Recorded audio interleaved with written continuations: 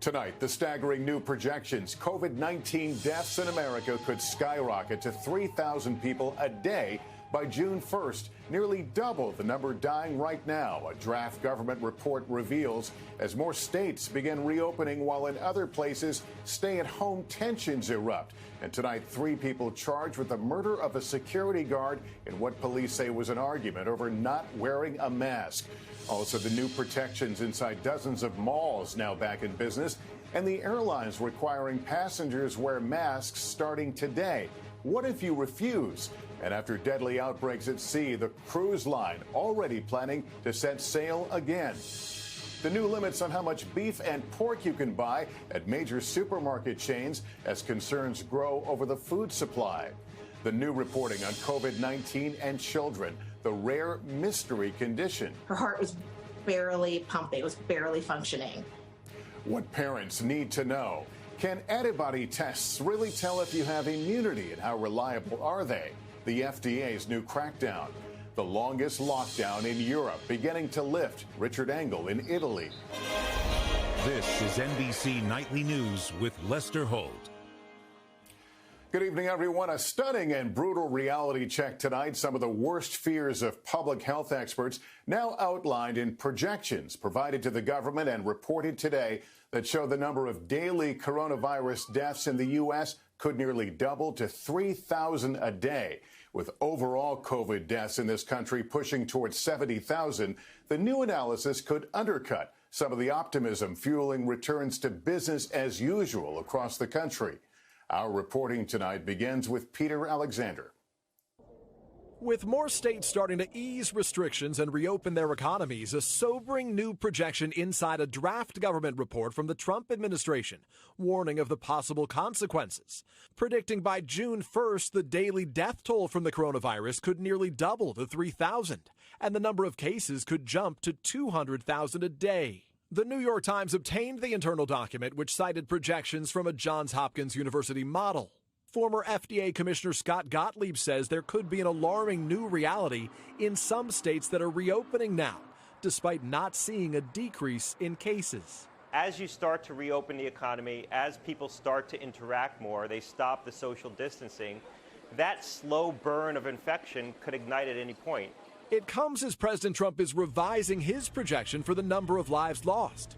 2 weeks ago saying the death toll could be as low as 50,000, but on Sunday saying it will likely be significantly higher. Dan, look, we're going to lose anywhere from 75, 80 to 100,000 people. That's a horrible thing. We shouldn't lose one person over this. Tonight, the White House and the CDC are disavowing the draft document. The White House saying it's not their document, that it's not gone through interagency vetting, and is not reflective of any of the modeling done by the task force. The creator of the Johns Hopkins model telling the Washington Post the projections were unfinished and not in any way intended to be a forecast, but adding there are reopening scenarios where it could get out of control very quickly. Gottlieb noting cases are expanding in 20 states. And it may be the case that we have literally tens of thousands of infections every day, and we just have to learn how to reduce our risk and how to live in an environment where the backdrop is that there's going to be continued spread of this virus. And tonight, another model often cited by the White House is projecting the death toll will reach 134,000. That would mean as many Americans could lose their lives in the months ahead as have died so far. Lester?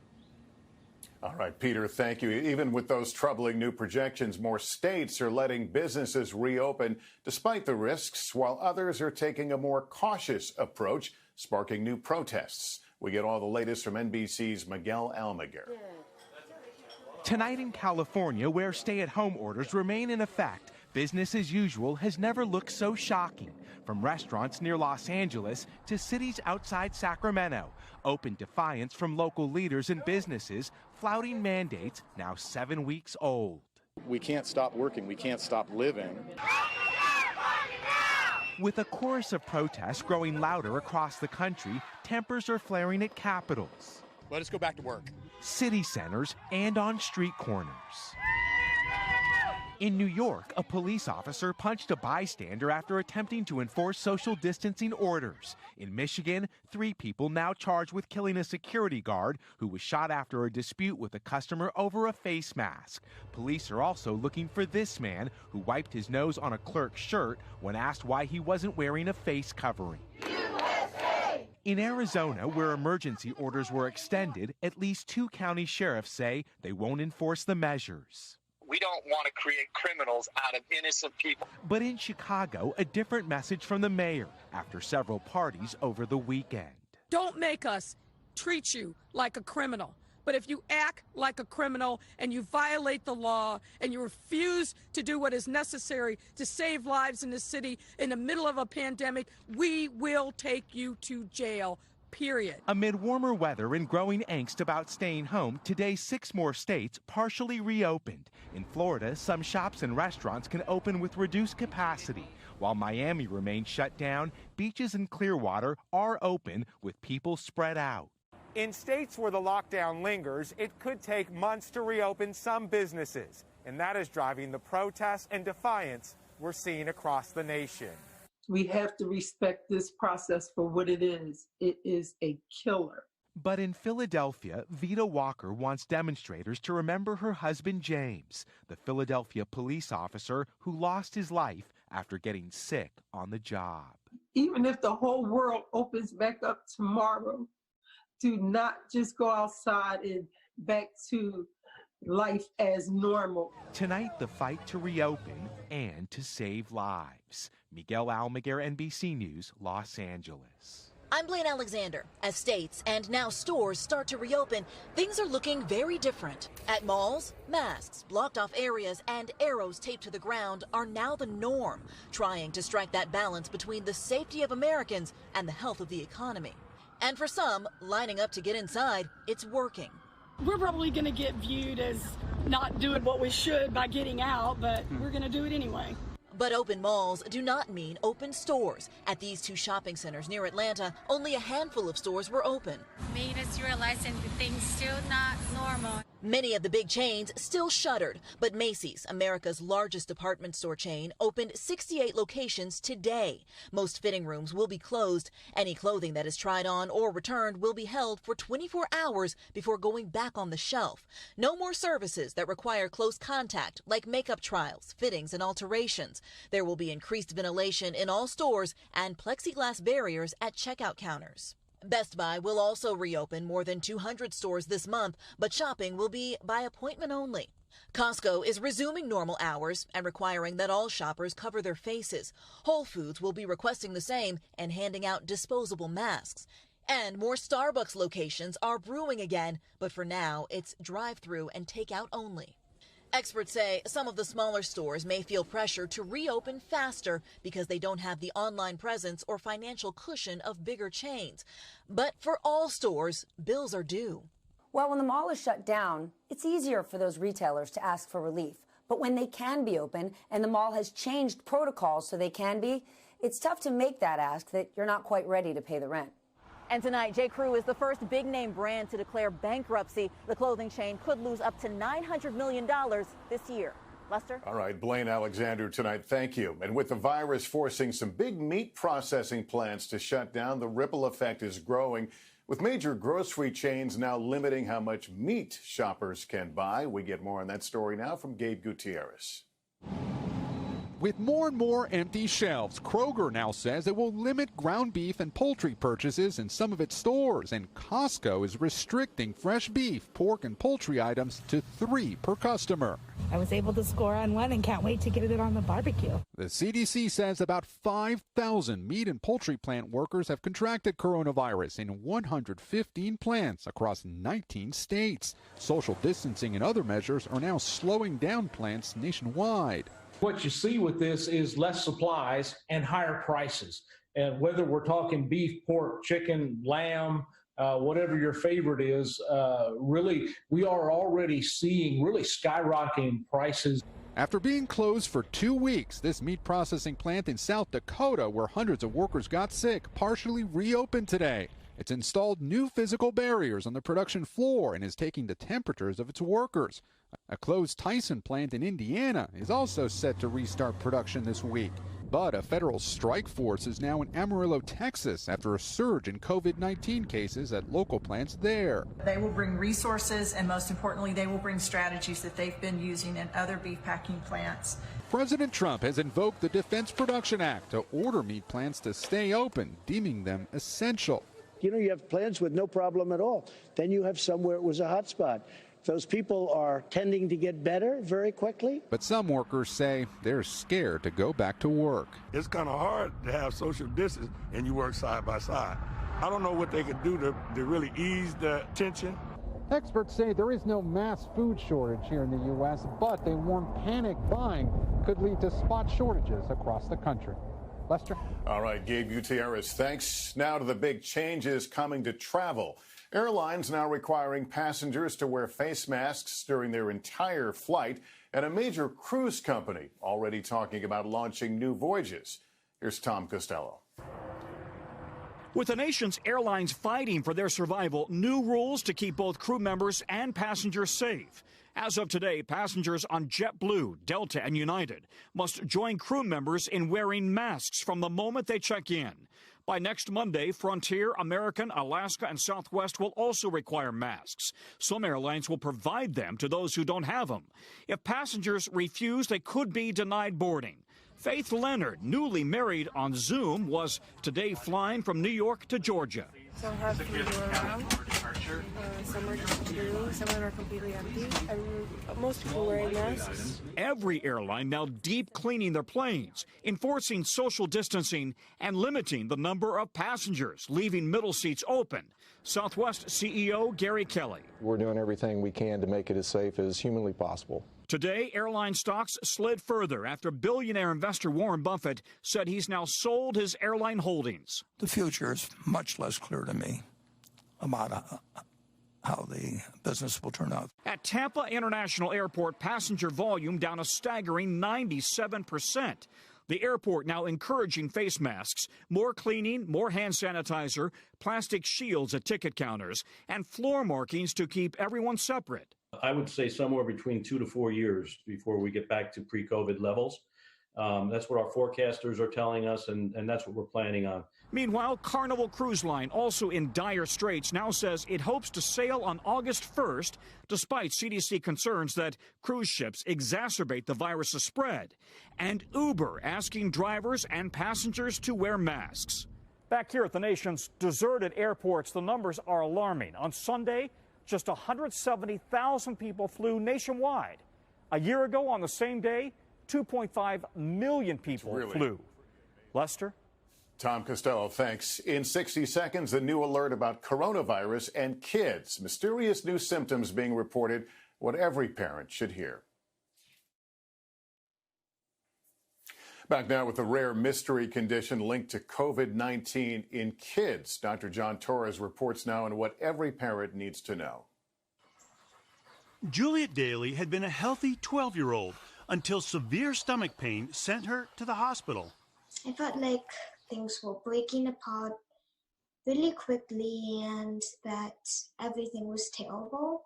Julia tested positive for COVID-19, which doctors believe triggered a rare and serious complication, cardiac arrest. Her heart was barely pumping, it was barely functioning. Across the country, doctors in coronavirus hotspots are reporting an increasing number of kids with severe inflammation affecting the heart and other organs. In this Long Island hospital, there have been 17 cases in the last week. We just admitted another 2 last night. I have 6 in my intensive care unit right now. Today, the world's top experts identifying a new syndrome in kids linked to COVID-19, inflammation that can send the body into a state of shock and cause organ failure. Parents should watch for symptoms like fever with a rash, red eyes, or abdominal pain, which was Juliet Daly's main symptom. She is expected to make a full recovery and has this message about social distancing. We have to wait it out and be cautious and frankly try to stay alive. And bringing in Dr. Torres with us now. John, parents will hear this and understandably may be worried. What should they know? Lester, this is a rare complication, but we are seeing more cases of COVID-19 in kids, which is why the government is now studying children to learn who has immunity and who is at greater risk. This information is also going to help officials make decisions about reopening schools. Lester? All right, Dr. John, thanks very much. In the search for solutions tonight, a crackdown on the flood of inaccurate antibody tests on the market, and the president raising hopes of a vaccine by the end of the year. Can it be done? Here's Stephanie Gosk. Today, the FDA put the brakes on antibody tests. Roughly 200 hit the market in recent weeks amid few restrictions. Now the agency says guardrails are needed, writing in part, "We unfortunately see unscrupulous actors marketing fraudulent test kits to take advantage of Americans." So far, the FDA has only granted emergency authorization to 12 antibody tests. The makers of the rest will have to apply within 10 days, showing their positive readings are 90% accurate and negative readings 95%. Anyone looking to be tested should make sure the test used is on the FDA's shortlist. There are some clinics like this one offering antibody tests along with doctors' offices and hospitals. There are no FDA-authorized at-home antibody tests. The existence of antibodies prove that someone has been exposed. And while health experts believe they could provide protection from the virus, so far they don't know for sure. It's certainly worthwhile if you're conducting studies in a given town to know the people that have been infected with the virus. It's good for research. It doesn't punch my ticket to go walk out on the streets and do whatever I want. That's right. We still don't know what being antibody positive means. In South Korea, there were reports of people being reinfected. Now health officials say there were errors in testing. But with uncertainty remaining about antibodies, finding a vaccine is even more important. I think we're going to have a vaccine by the end of the year. Now, the doctors would say, well, you shouldn't say that. I'll say what I think. There are promising signs. 6 vaccines are already being tested in human clinical trials, and dozens more are in development. Dr. Peter Hotez, who is developing a vaccine himself, worries that trying to speed up the process may sacrifice the public's confidence. I don't think we should have magical thinking that we're going to have a vaccine in the matter of weeks or months. There is no way to cut corners, he says. A safe, effective, and trusted vaccine takes time. Stephanie Gosk, NBC News, New York. Up next for us tonight, Richard Engel inside in Italy, now reopening. Tonight, one of the hardest hit countries is finally starting to reopen. Our Richard Engel is in Italy. Italy is coming back, and life is finally returning to the Eternal City. At Rome's Villa Borghese, overlooking St. Peter's Basilica, first walks, first jogs. Parks had been off limits until now. This is the first time Carlo and Francesca Pavone have been out of their homes since Italy went into a total lockdown nearly 2 months ago. You're happy that you're out in the sunshine? And I'm very happy.